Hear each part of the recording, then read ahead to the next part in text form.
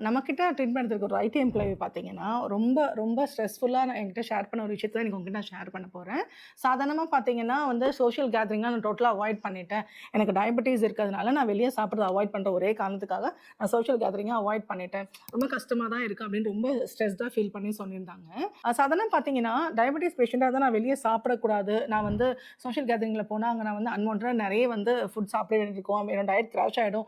அப்படிலாம் நீங்க வந்து பயந்து ஸ்ட்ரெஸ் ஆயி நீங்க யோசிச்சீங்கன்னா, அந்த ஸ்ட்ரெஸ்ஸே உங்க டயபெட்டிஸ ரொம்ப அதிகப்படுத்தும். ஸோ, நீங்க வெளிய போம்போது ப்ராப்பரான ஆர்டர்ல நீங்க சாப்பிட்டீங்க அப்படின்னா, நீங்க வந்து அ ரொம்ப ஹேப்பியா அந்த சோஷியல் கேதரிங்லயும் பார்ட்டிசிபேட் பண்ணிக்கலாம். அதே நேரத்தில உங்களோட டயபெட்டிஸும் கண்ட்ரோல்ல வச்சுக்கலாம். எப்படி சாப்பிடலாம் அப்படின்னு பார்த்தீங்கன்னா, ஒரு கேதரிங் இருக்கு, இல்ல வந்து ஒரு புஃபே சாப்பிடுறீங்க அப்படின்னு சொல்லும்போது, ஃபைபர் எடுத்துக்கோங்க. அதே மாதிரி புரோட்டீனும் நெறைய ஆட் பண்ணிக்கோங்க.